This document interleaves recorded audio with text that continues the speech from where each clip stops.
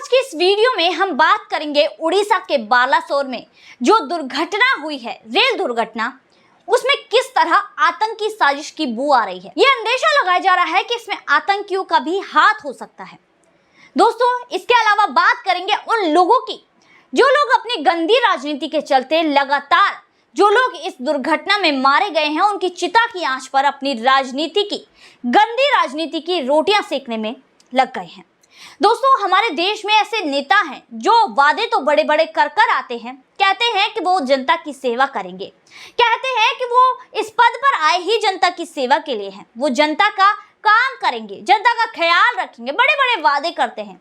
लेकिन दोस्तों, जब राजनीति की बात आती है तो इन सभी चीजों को भुला देते हैं।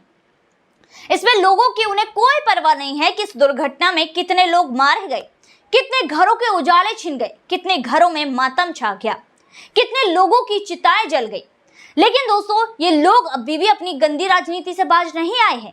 ये उन्हीं लोगों की चिता पर अपनी गंदी राजनीति की रोटियां सेकने में लग गए हैं, जिसमें ममता बनर्जी सहित लालू प्रसाद यादव, नीतीश कुमार और राहुल बाबा, कांग्रेस के क्राउन प्रिंस कहे जाने वाले राहुल गांधी को कैसे भूल सकते हैं। ये लोग लगातार बयानबाजी करके रेल मंत्री अश्विनी वैष्णव जी का इस्तीफा मांग रहे हैं।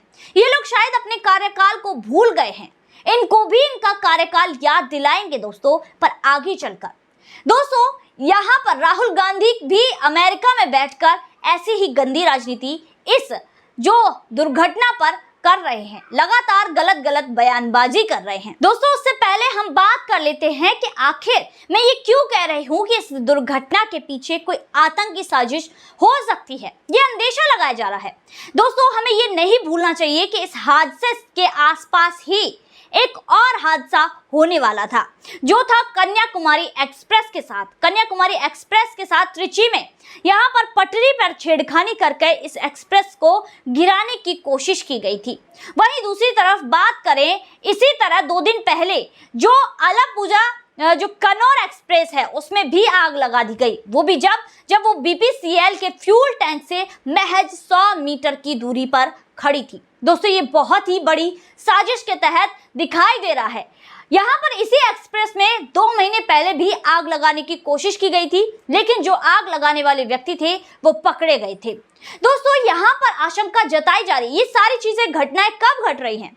वो भी तब घट रही हैं जब हमारा देश का रेलवे एक जश्न में डूबा हुआ है, जश्न मना रहा है, क्योंकि 100 साल के इतिहास में, रेलवे के 100 साल के इतिहास में ये जो साल था, ये पहला साल था जिसमें एक भी दुर्घटना ऐसी नहीं घटी थी। फिर आती है ये षड्यंत्र की बू कि किस तरह इसी रिकॉर्ड को तोड़ने के लिए यहाँ पर षड्यंत्रकारी ने षड्यंत्र रचा है, जिसकी आशंका जताई जा रही है और जिसकी जांच सीबीआई को सौंप दी गई है। हालांकि दोस्तों, हमारे देश की सुरक्षा एजेंसियों ने पहले ही ऐसी दुर्घटना हो सकती है इसकी आशंका जताई थी।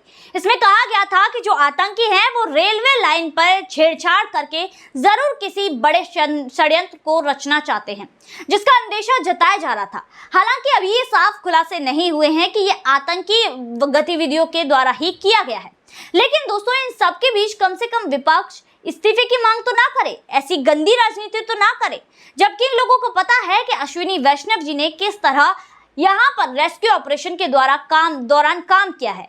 हमारे रेलवे मंत्री अश्विनी वैष्णव जी ने बहुत ही बखूबी काम किया है। 50 घंटे से ज्यादा वो वहीं पर मौजूद रहे जहां पर दुर्घटना हुई, अपने आंखों के सामने रेस्क्यू ऑपरेशन होते हुए देखा, लोगों को उपचार के लिए भेजा, और जब रेलवे ट्रैक क्लियर हो गया तभी वहां से कहीं गए।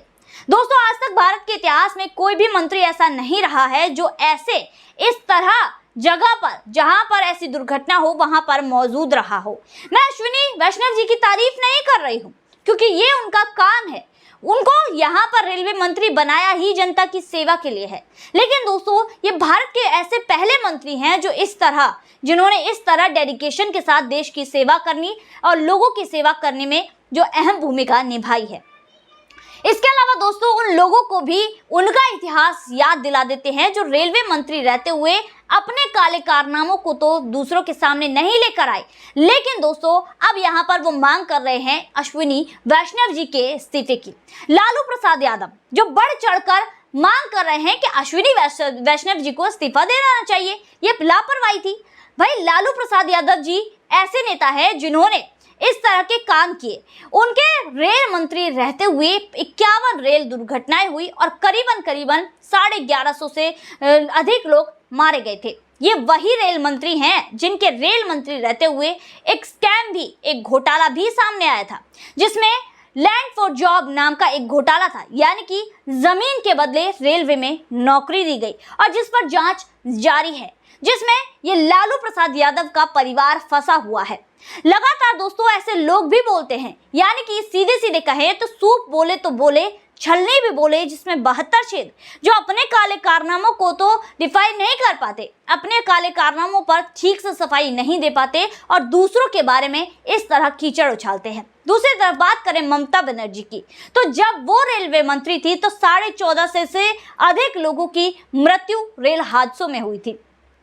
वहीं दोस्तों दूसरी तरफ बात करें नीतीश कुमार की, तो 1550 के करीब यहाँ पर जो रेलवे दुर्घटना में मृत्यु हुई थी उनके कार्यकाल के दौरान।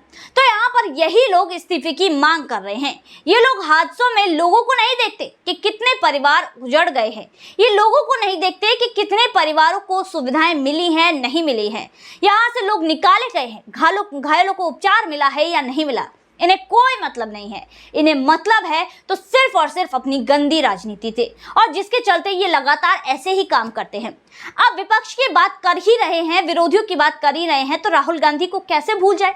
दोस्तों राहुल गांधी अमेरिका में बैठकर इसी तरह की गंदी राजनीति, गंदा खेल खेल रहे हैं। उन्होंने भी उड़ीसा मामले पर, यानी कि इस रेल दुर्घटना पर एक शर्मनाक बयान दिया।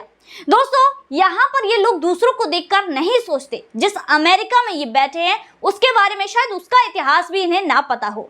9/11 का जो सबसे बड़ा आज तक का आतंकी हमला है जो अमेरिका में हुआ था, जिसमें 3000 से अधिक लोगों की जानें गई थी, लेकिन दोस्तों तब वहां का विपक्ष सरकार के साथ खड़ा था, एक दूसरे के कंधे से कंधे मिलाकर चल रहा था और कोई भी ऐसी चीजें सामने नहीं आई थी, गंदी राजनीति सामने नहीं आई थी जो आज इन लोगों के सामने आई है।